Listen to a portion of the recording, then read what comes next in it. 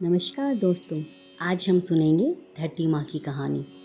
एक माँ थी, उसके एक बेटी और एक बेटा।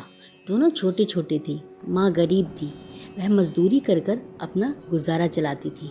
धीरे धीरे बच्चे बड़े होने लगे, बेटी शादी के योग्य होने लगी। माँ बूढ़ी हो गई। माँ ने बेटे से कहा, बेटा तेरी बहन बड़ी हो गई है, अंततः तुम्हारे जैसा घर वर देखकर उसकी शादी करना। ऐसा कहकर माँ तो कुछ दिनों में ही मर गई।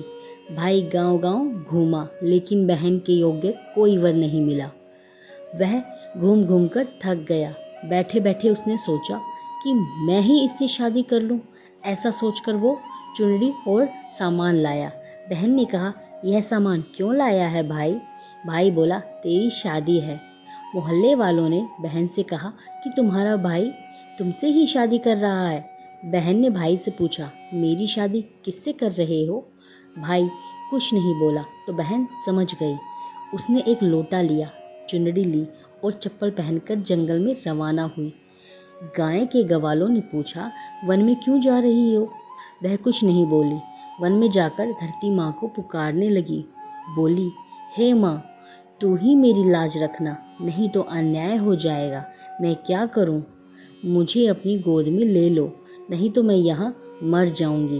धरती माँ फटी तो बहन ने एक तरफ लोटा, चुनरी और चप्पल रख दिए और वह धरती में जाने लगी। इतने में दौड़ता हुआ भाई वन में आया और ग्वाला से पूछा कि उसकी बहन किस तरफ गई। ग्वालों ने कहा, तेरी बहन उधर गई है। वह बहन बहन पुकारता हुआ दौड़ा तो बहन धरती माँ के अंदर समा रही थी। थोड़े बाल बाहर दिख रहे थे। उसने बहन के बाल मुट्ठी में पकड़े और रोने लगा। बहन, तू सत के लिए धरती माँ की गोद में समा गई। मेरी बुद्धि भ्रष्ट हो गई थी। माँ का वचन निभाने के लिए मेरे जैसा कोई वर नहीं मिला, इसलिए ऐसा विचार आया। पर धरती माँ ने सत्य के लिए बेटी को अपने में समा लिया। जो बाल बाहर थे वो दूब बन गए। इसलिए जो औरतें कहानी सुनती हैं और लोटा, चप्पल, चुनरी, एक बर्तन में हरे मूंग और लड्डू कुंवारी कन्याओं को दान देती हैं, धरती माँ उनको सुखी रखती है, समृद्ध रखती है, उनके समस्त दुखों का नाश करती है। जय धरती माँ।